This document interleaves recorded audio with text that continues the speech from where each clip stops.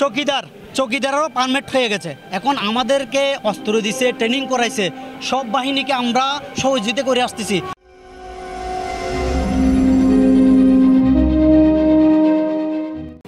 আমার দীর্ঘ আজকে 17 বছর চাকরি, আমি দীর্ঘদিন শুনি বাহিনী সম্পর্কে। আশ্বাস তো আমাদেরকে লিখে দিতে হবে। ওরা যে আমাদের স্যার ঠিক আছে আমরা মানি, কিন্তু আমাদের একটা লিখে দিতে হবে। লিখে দিলে আমরা ফিরে যাব। এখন আমি মুখের কোনো কথা হবে না, মুখে অনেক কথা বলে, আজকে কথা বলে কালকে কথা বলে, আশ্বাসটা কোনো কথা হবে না, লিখে দিতে হবে। হ্যাঁ, আমরা কর্মস্থলে এখন আমরা কিন্তু কর্মস্থলে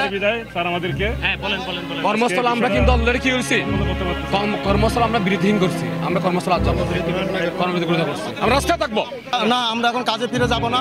আমরা যতক্ষণ পর্যন্ত আমাদের এখান থেকে যে ডকুমেন্ট করার হচ্ছে, ডকুমেন্ট চাচ্ছি আমরা, যেমন জাতীয়করণ করার জন্য যাবতীয় যা কিছু আশ্বস্ত দিচ্ছেন, সে আশ্বস্ত আমরা ডকুমেন্ট হিসাবে নিতে চাই।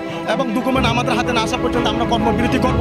এবং আগামী 25 তারিখের মধ্যে সমগ্র বাংলাদেশের আমাদের ঢাকামুখী হতে হবে। এবং ঢাকামুখী প্রেস ক্লাব এবং হাইকোর্টের সামনে আমাদের আন্দোলন আছে, অবস্থান করব, কর্মসূচি করব। যেহেতু আমরা বৈষম্যর সাথে আছেন। আমরা রেশন আমরা ঠিকমতো পাচ্ছেন না, আমাদের রেশন থেকে বঞ্চিত করা হচ্ছেন, আমাদের থেকে যে 20% করে টাকাগুলো কর্তন করা হচ্ছেন, সেটা আমাদের পোশাক দিচ্ছে না। আমরা উন্নয়ন ব্যাংক, প্রতিটা বাহিনীর উন্নয়ন ব্যাংক আছে না? আমরা যদি বাহিনীর লোকই না হই, আমাদের নামে উন্নয়ন ব্যাংক করা হয়েছে, আমাদের নিজের বেতন থেকে 500 টাকা করে কর্তন করা হয়েছে, আমাদের নামে উন্নয়ন ব্যাংক করা হয়েছে। আর সেই উন্নয়ন ব্যাংকের সেবা আমরা পাচ্ছি না, বাইরের লোকে পাবলিকে পাচ্ছে, আমরা পাচ্ছি না।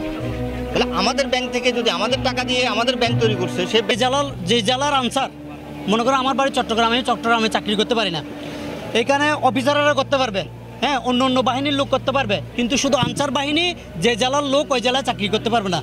এটা হ্যাঁ, ব্যাটালিয়নেরা করতে পারে, সব বাহিনীর লোকেই করতে পারে, কিন্তু শুধু আমরা আনসাররাই করতে পারি না কেন? এটা আমাদের প্রশ্ন, এটার উত্তর এখনও আমরা পাইনি আমাদের অফিসার থেকে। আর আমাদের যদি 3 বছর চাকরি করার পরে 6 মাস রেস্টে থাকতে হয়। ওই রেস্টের মধ্যে কেউ রিক্সা চালায়, কেউ দিনমজুরি করে, কেউ বাদাম বিক্রি করে, আর কেউ অর্ধহারে অনাহারে দিন কাটে। এগুলো এদের দেখার বিষয় না। চৌকিদারেরও পারমিট হয়ে গেছে। এখন আমাদেরকে অস্ত্র দিছে, ট্রেনিং করাইছে, সব বাহিনীকে আমরা সহযোগিতা করে আসতেছি।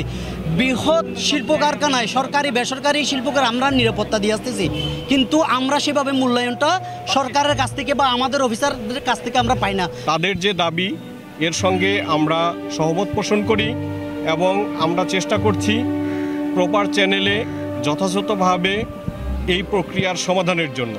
এই জন্য আমাদের ধৈর্য ধরে অপেক্ষা করতে হবে। আমরা সবাই শৃঙ্খলা বাহিনীর সদস্য। আমি হেডকোয়ার্টারে এইমাত্র কথা বলে এসেছি। কথা বলে আমরা যেটু বুঝতে পেরেছি, অলরেডি এটি আনসার হেডকোয়ার্টার থেকে ঊর্ধ্বতন মন্ত্রণালয়ে পাঠানো হয়েছে এবং মন্ত্রণালয় এ বিষয়ে রুলস অফ বিজনেস অনুযায়ী বা সরকারের যে কার্যধারা আছে সেই অনুযায়ী ব্যবস্থা নেবেন এবং সেটি প্রক্রিয়াধীন আছে। তবে আমরা সবাই জানি, যেহেতু আমরা সবাই সরকারের সঙ্গে দীর্ঘদিন ধরে আছি, একটি সরকারি কাজ